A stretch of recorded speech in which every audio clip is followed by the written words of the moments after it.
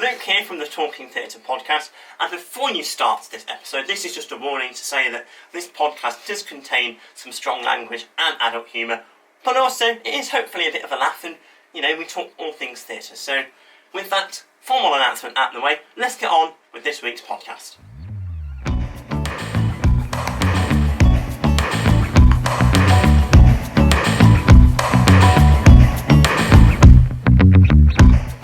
Hi mate, how are you?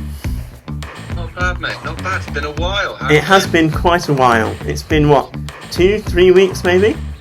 2 or 3. We've had a bit of a holiday off. Yeah, it's kind of like a summer break, you know. But unlike some summer breaks, we haven't done major U-turns during ours, I suppose. But there we go.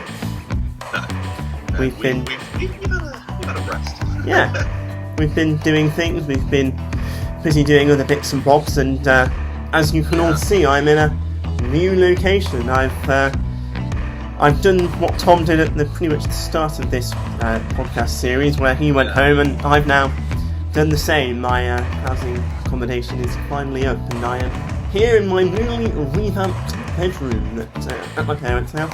This lovely brick wall here.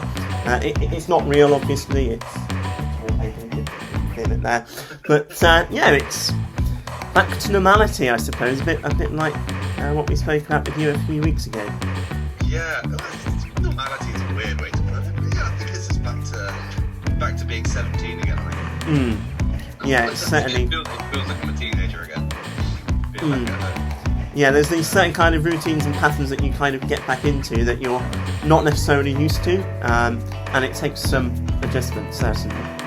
No, I'm still adjusting. Well, I can definitely say that I am, but you know, it's one of those things where you just have to. I've got months of adjusting yet, mate. Yeah. Well, we'll find out. How's the gardening been going? Good. I'm going out this afternoon. The weather permitting. I'm doing a bit of I cut our lawn over the weekend, and I thought about sending you a photo to see if you had any jobs going, but my mum thought. You should have sent me a photo. I would have judged your mowing. I would have been like. To be fair, the stripes were kind of all right. They weren't like Wimbledon level, like the top-notch stuff, but you could certainly see that there were stripes. The back was better than the front, but the front grass is more weedy and a bit more infected than the back, so it's a little bit more difficult. But it was all right. Well, I'm proud of you, mate. I'm proud of you. I didn't do the edges though. Mum was doing those for me, so I was like, that's fine. That's the most satisfying bit, mate. It is, to be fair, when you get the little thing out and you go, yeah. You are right, although sometimes in the past I've cut off too much of that and the lawn's actually become 3 or 4 centimetres smaller than what it was in the first place. But that's the magic 3 for a lawn. You need to mow, you need to strip, you need to edge. It's beautiful. As someone that knows his lawn. What else have I got to do, to be honest, mate? Well, you have some... Yeah, like I say, there's a lot of this stuff going on there, which is really cool. Yeah, there's... Lots of bits and pieces going off.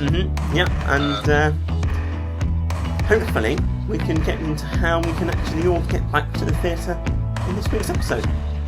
Yeah, let's hope so. Should we kick off then? Let's do it.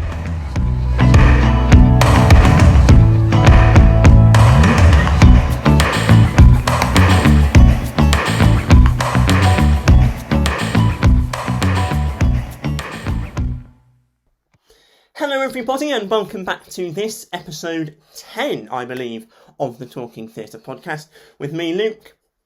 And me, Tom. And this week we are going to examine or look into how the theatre could operate in a socially distanced environment. Something that we've all become kind of used to and moving away from in some walks of life and some parts of society over the past few months or so. So this week, as I say, we're going to look at how the theatre industry could operate in such a scenario. Now, we touched on it a little bit before, I think, in one of the earlier episodes, but I think it was more of I wonder if it can. And now we've sort of got more of an idea on what is being put in place and how stuff is developing and things. We can sort of get a bit more of an understanding and a bit more of an opinion on it, I think. So I think it was about time that we readdressed it, just had a chat about it. I haven't sort of spoken properly about theatre in a while because we've had a bit of a break, so it's nice to sort of jump back in. So before we get into sort of the whole social distancing, in terms of theatre and you, where are you at? Like, are you doing anything? Are you watching anything? Is stuff going on for you, or is it very much theatres aren't open, not going to theatre? Well, I've been doing quite a few things. Some things I know what you've been doing. Some things I'm not really probably at liberty at this precise moment to kind of say. Although I had a workshop last night for 2.5 hours. Nice. Kind of like I suppose you can always kind of call it semi-training. It's all experience. It's a 3 workshop course throughout the whole of September, and there's it focuses on the designer and the director relationship, and it's with with a leading designer and a leading director, and that's all I'm probably at liberty to kind of say at this moment in time. But I do think that some bits of that conversation from last night will probably be useful later on in this episode, actually, because we can kind of get some insight into where things are going. And then I suppose I can say the next bit because it's kind of out in the open. People kind of know, not especially the specifics of what's going on. But I'm also, have been working with a digital theatre company. One of my friends in America has set up a Zoom based theatre company called Digital Dramatists, and I've been working heavily with her over the past what would it be, nearly 4 months, I suppose now. It was. I remember being told about it about April, I want to say. I feel like it was probably more the end of May, but I can't quite remember. But this is sort of blurred into one at this point. Yeah. But as I say, my actual role is Director of International Relations, and that's partly because of the work that we're doing at the moment. And we are currently working on a transatlantic showcase under the umbrella of Exposure. And that's all I'm going to kind of give away at this point, because the 12 artists that are involved, of which myself and Tom are involved in, haven't yet started rehearsals, and I think it's unfair to kind of say anything more than that. But if you are listeners and watchers of this podcast, please do stick around for that, and I'll put all the links to the Digital Dramatists website and Instagram in the description below, so you can go and check us all out and see what's going on there. Pretty cool. It is, really exciting stuff. And there's some really good work that is being produced at the moment. And obviously I feel like online theatre's probably died down a little bit in terms of people showing work. Well, that's something the reason I asked that question was sort of I was going to sort of spinball into sort of the digital theatre, then coming back to normal theatre. Because I've been I've not been doing quite as much as you, but definitely been doing Digital Dramatists as well as a writer, which is awesome. I'm very excited for. But I watched one of my favourite theatre companies, Darkfield, did a home equivalent of what they do in real life. Yeah. So they were a big inspiration for me for my dissertation piece, focused on binaural sound and all this sort of thing, immersive sound. And they did one you could do at home. And I was thinking, that's really cool. That's amazing. I think they're going to be doing some more over time. And I was thinking, that's really cool. But I'm thinking, now that theatres are open, before we talk about social distancing and things, do you think online theatre, like what we're doing, like what Darkfield have done, I'm also involved in another project, which is a sort of R&D thing, a reading of a script, which is really, really cool, but it's all online again. Do you think it will keep alive and keep going in a way to making theatre easier for people, more accessible, cheaper, to be honest? Or do you think it will just disappear once everything goes back to normal? Well, I suppose from my point of view, in terms of what I know and what we're kind of planning for, obviously I'm not going to give you a timescale, but what I would say is that we're certainly planning for the long term. And I think that the way the virus is developing in both America and the UK probably differs somewhat, a little bit. But what I would say is we certainly are planning for the long term, because I think you have to always think, what if we end up being locked back in our houses again? It's all right saying theatres are opening up and whatever. I think there's that side of things of you have to think about, what if we then can't do things again in 3-4 months' time again when we get into the winter? But I also think, as you said, there is this thing about people are realising how accessible and how interesting work in a digital capacity can actually be, and I think that that's really exciting. And I think that as artists we always try to evolve and kind of react and respond to the times in which we're living in, and I think that we have to keep doing that for as long as we're living in these current times. And I do think that, because I had a workshop a few months ago with some of the theatre companies and Theatres and Unknown, and I made the point, I said, I think it's all right saying we can get back to the theatre, but I do think there will be more of a digital element to all theatre moving forward, because I think that we, over the past 5-10 years, video projection has become a major part of set design and a major part of theatre. And I think that will just simply evolve into being able to stream things by being in the theatre, having that in-theatre experience, but also having that at-home experience, and thinking about are the differences, are the similarities, and how can we blend those together. So I do genuinely believe that we have to be planning for the long term, because I just think that's where we are. Even if things do go back to normal, I think the use of digital equipment and internet and all that sort of thing, I think it should stay, because I think in terms of up-and-coming theatre companies, because as we discussed before, I think my sort of breadth of theatre of the area or interest in is the small-scale stuff. I think it'd be really helpful for young people, people who are trying to set up a company, people who are trying to develop, to use technology to their advantage.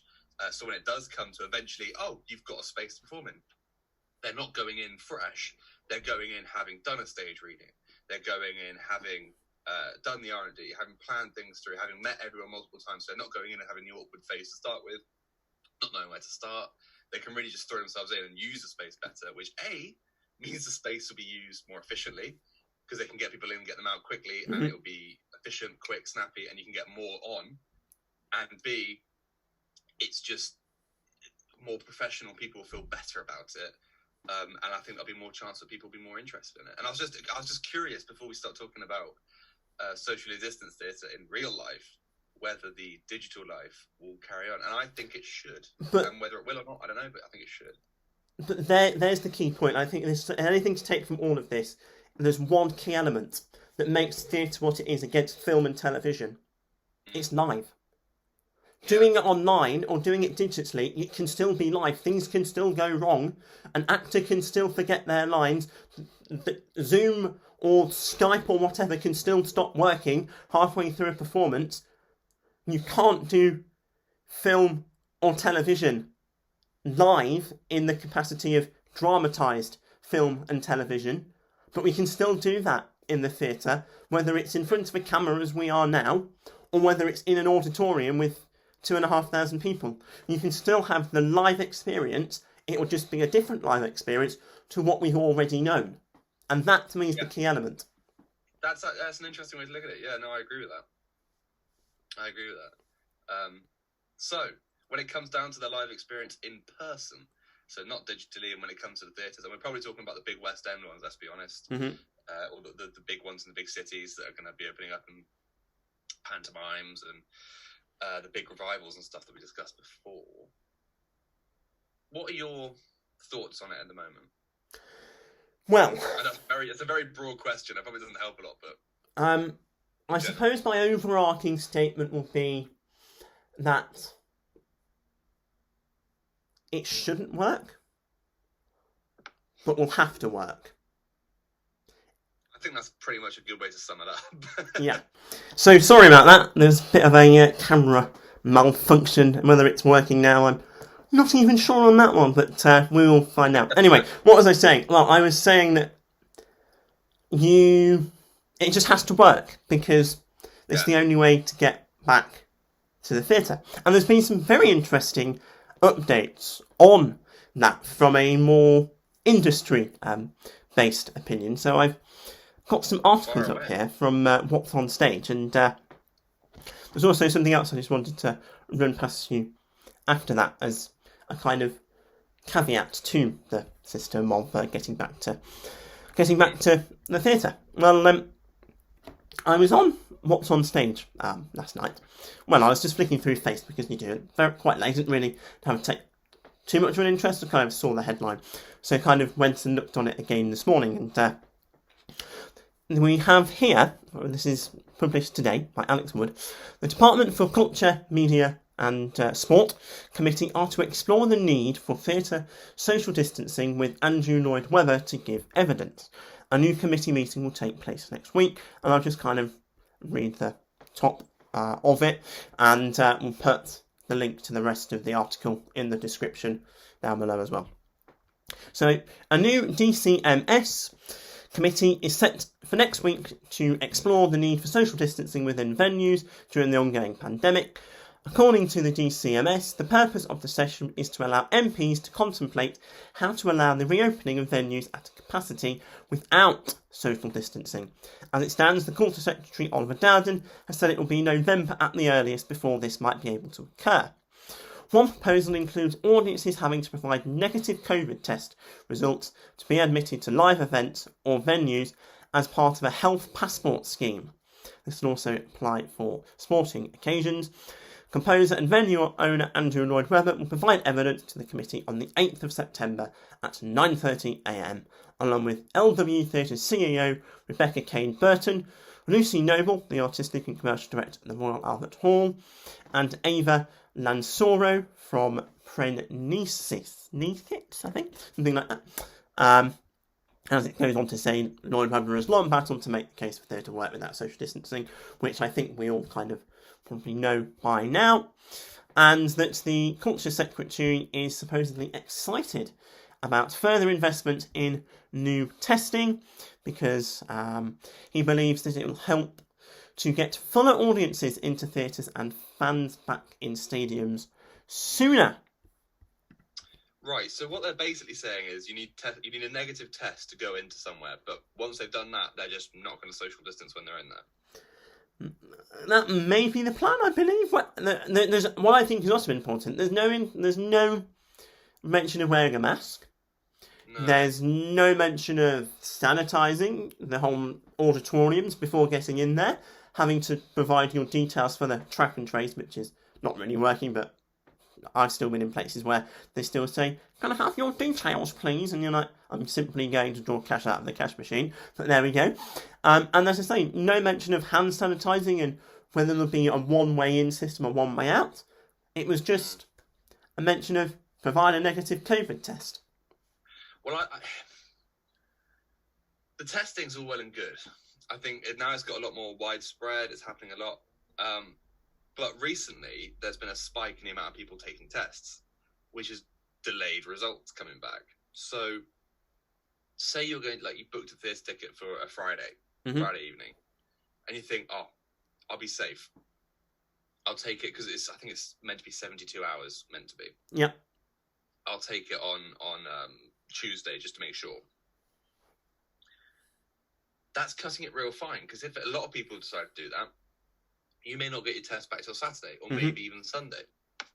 So, I think it's a good choice, but we have to have a massive development in testing before we get onto that. But then, like you were saying earlier, the no mention of sanitising, masks, one-way system, that makes me nervous. I don't know if I'll be able to sit in a theatre after all this with just that, even though everyone in the room could be tested negative, it's still a bit of a, because I can guarantee people would still get in without having a negative test. Yeah. Yeah, for sure. That doesn't seem like a feasible reality. Not yet, anyway. It may be in a couple of months if testing develops or whatever. But for now, that doesn't seem like a feasible reality. So I would much rather have social distance with masks and sanitising and stuff like that. And just, because I don't know, that makes me nervous. For me, there's a number of things, though, there, because, You say it's 72 hours to get your COVID results back. I think so. I'm not sure. Don't hold me to that, But even so, if you have a test on a Tuesday, you've still got Wednesday, Thursday, and the early part of Friday, then you can be out and about. What's to say you haven't then caught coronavirus between having your test on the Tuesday and going to the theatre on the Friday? Well, and there's also what something you're meant to do is isolate once you've taken your test, because the reason you're taking a test is because you've either got symptoms or there's a reason for taking a test somehow. So it's like when you take it, you then isolate until you use it again. But then most people won't. But I also think theatres also have to be flexible, because how many months do a lot of theatre audiences book their tickets in advance? You can't necessarily, as a customer or as an audience member, go, do you know what? Oh, there's a really nice production of Hamlet, for name's sake, coming out in 3 months' time. I'm going to book a ticket at £100. The theatres surely then have to be flexible to be saying, well, these tickets must have to be interchangeable. They have to be exchangeable. They have to be able to sell them back. But the theatres also need to know that they cannot run a business model on someone booking a ticket on a Tuesday after they've taken their negative coronavirus test for a performance on a Friday. Because if theatres don't know how full their audience is going to be weeks in advance, potentially, I don't see how, as a business model, that works. Yeah, that's a good point, actually. That's a good point. So for me, I think that's a bit of a mess. I think what I've seen a lot recently is people sharing it all over Instagram and stuff. But the classic comparing this to the Eat Out to Help Out scheme. Well, I've got something on that actually. Have you?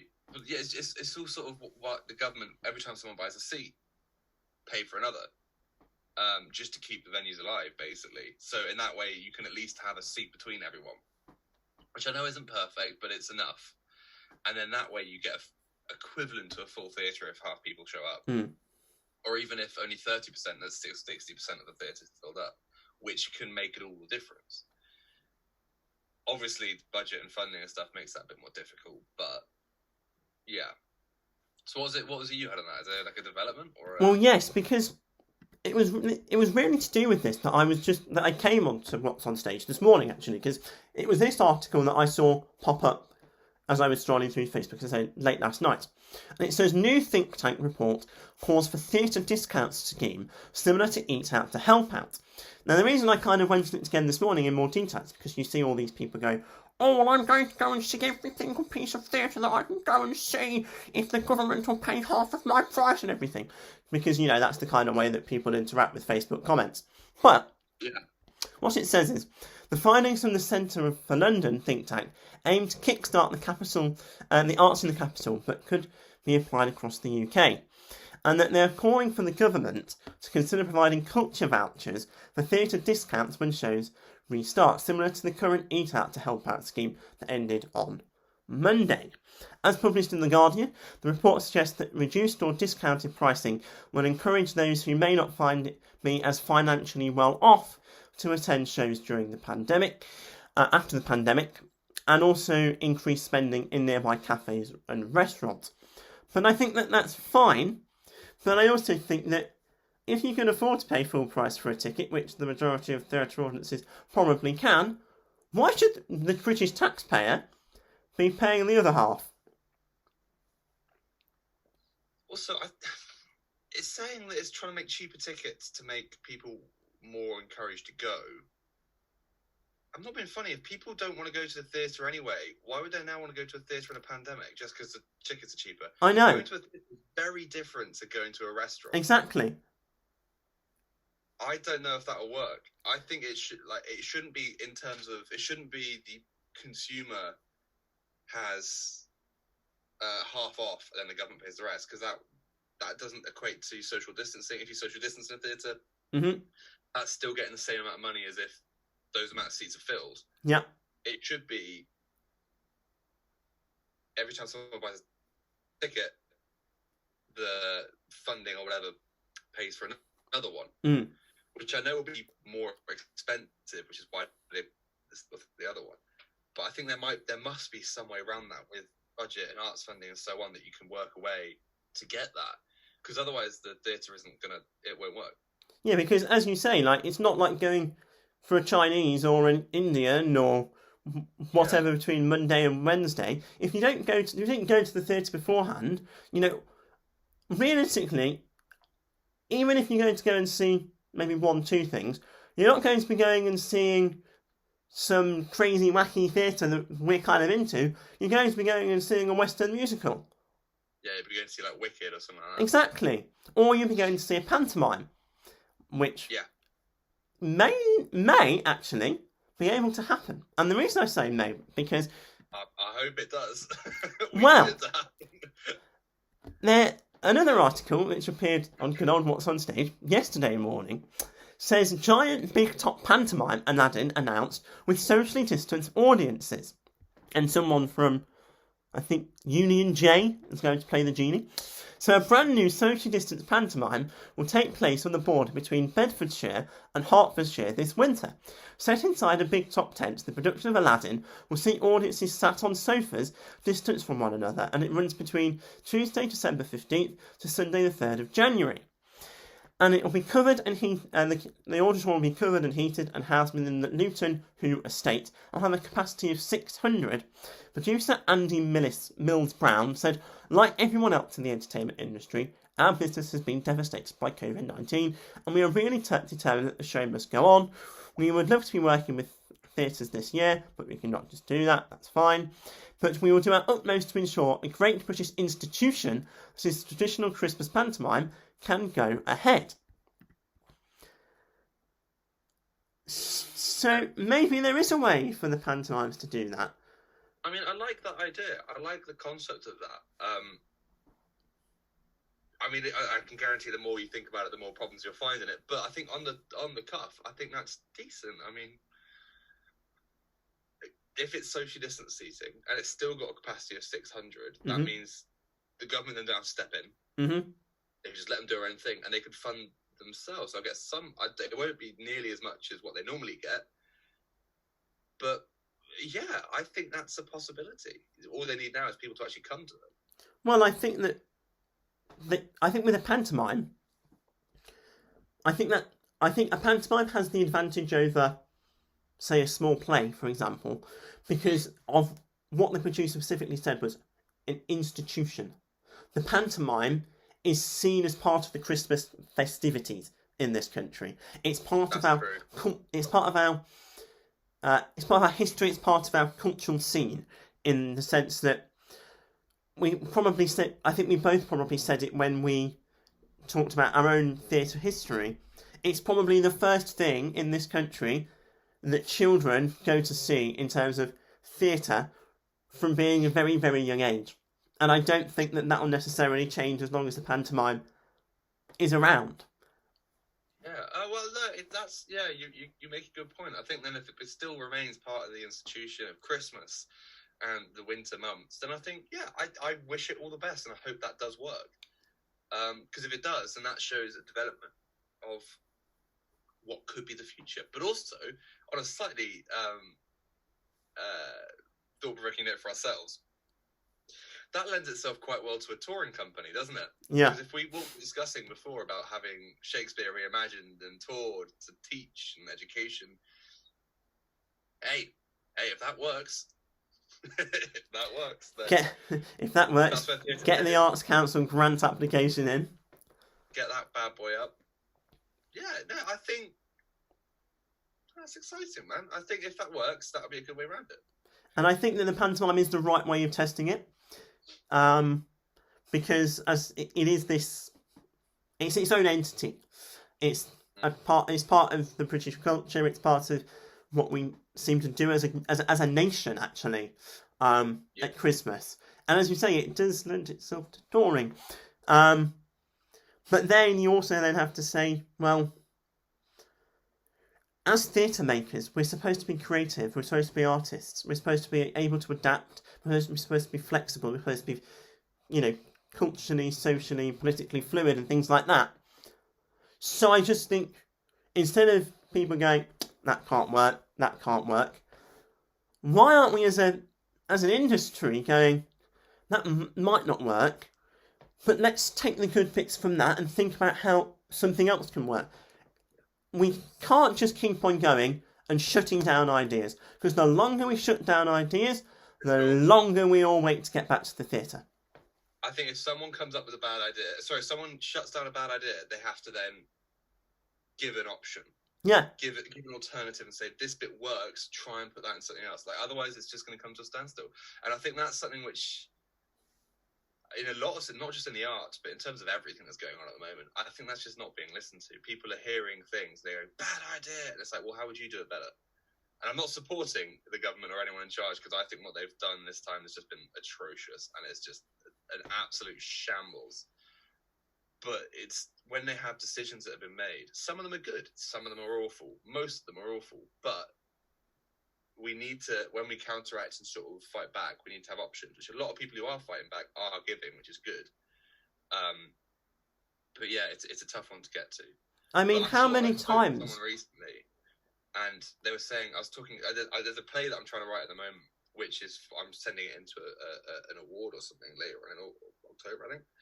And I called them up and I was like, look, I'm not sure. It feels a bit weird and a bit, I don't know if it's sort of a thing they might go for more normality at this point to try and get things back and running. And they went, nah, to be honest, mate, just go as weird as you want. Really experiment, because if you're not going to do it now, during what could be the start of a theatrical renaissance, when are you going to do it? So I think it's a time for bold steps, bold changes, but you just got to have the confidence to offer up your own solutions, interests and passions, and hopefully that will drive things to work better again. Because in a number of ways, the things that have happened, not just COVID related, this year, has given the theatre industry a chance to press the reset button. And we just simply have to press that reset button and go, this has happened, it's a little bit shit, but let's just get on with it. Because the longer you sit here crying about what's happened, in the sense of like, oh, you know, we've all been stuck inside, yes, it's not been great. We all accept that. But the longer we keep saying that, the longer we're all going to be sat inside going, it's not really been great. There has to be a point where you have to just go, let's just try and do something. Let's just put something on and just do it. Because the longer we all sit here going, twiddling our fingers going, oh, we can't do that, things haven't been great, and, you know, we all want to see theatre and stuff, but that might not work. The longer we all sit here, and the less likely we have to have a regenerated theatre come back. For sure. We've got to sort of buckle up and carry on now. Because every other industry is doing it, whether they have a like to or not. Like, businesses around the world are now getting going again, in not necessarily the safest environments, because they're being forced back to work because they physically have to, but they're doing it. So if we keep moping around and stuff, it's not going to work. So we just got to bite the bullet and go for it. Obviously, we can't rehearse in the same way, but we've got to try something new. Yeah. And that's why it's been like a joy to be part of Digital Dramatists and other projects I'm involved in, because it's people just going, right, well, that's happened. Well, let's just change our plans and do this instead. And it's something to do. And both of these projects were started, like you say, back in May or April, or at least I was told about them back in May and April. And it's sort of, from the very start, it seems that the resilience the arts community has shone through and just gone to show how much of a bunch of tough bastards we really are. Yeah. But I also think that there's something to say about kind of the importance of new works in that, because people are now having to write for the times. Because it's all right to talk about social distance audiences, but we also have to talk about, from a design point of view and a director's point of view and an actor's point of view, if the writer already knows and the creative team already knows that said actor can't stand within less than 2 metres of said actor on the stage, in a very, very simplest of terms, everybody knows that. We go in and we know that so-and-so can't have a romanticised relationship by hugging so-and-so on stage, because we can't do that. Fine.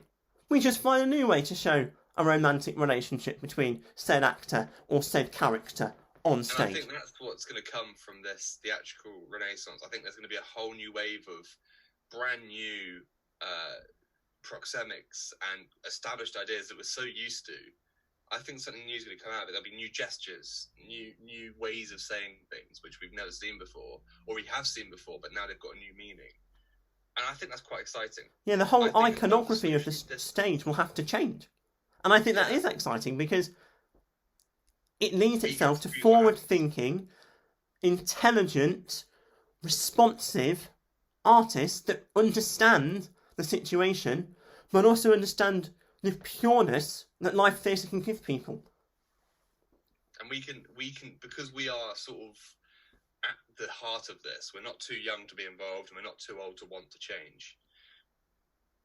I think we can be such a big part of this. It's not just, I don't mean just us two, I mean like people we know, people we're working with. I think that's a fantastic opportunity. So I think in terms of socially distanced theatre, we've got, it's a fuck ton of work we've got to do to make it work right, but I think it can work. I don't think it shouldn't, but it has to, and it will. Mm-hmm. And I think it will be a new generation of theatre makers, playwrights, directors, actors, designers, backstage crews who'll figure out a new way to get actors around. Like, I don't know what it will be, but it'll be a whole new era of theatre, and I think that's quite exciting.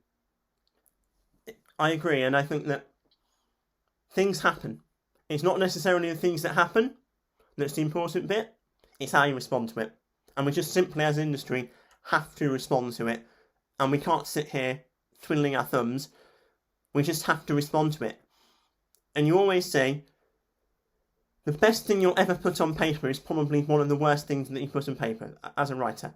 But once you've made that start, it can only get better from there. You just have to put something on the paper to have a starting point. We just simply need a starting point, and we'll develop it, and we will take things that work well, we'll take things that don't work well. It will simply become a situation where we just have to get started, and we will make it work. I think that's a brilliant note to end on. So do I. Very positive. Despite all the ranting and all the disagreements with what's being done, I think that's a positive way to end it. An optimistic look forward. So, hopefully you've kind of enjoyed this episode, and please leave your thoughts on social distance theatre in the comments down below. Remember to subscribe if you haven't already, and there's a little notification bell that's somewhere around here that will tell you when our videos or our podcasts go live. I can't necessarily guarantee that now we're back out here in the countryside that it will be live at 5 PM on a Friday, because upload times and country Wi-Fi. Exactly, but the best way of knowing exactly when it does go live is click that bell icon and subscribe, and then you'll know. Give the video or the podcast a like if you've enjoyed it, and interact with us, because we want to hear your comments on this. You know, we want to build a community, because theatre is a community, and we want to build that. And so goodbye from me, and adios from me. See you next week.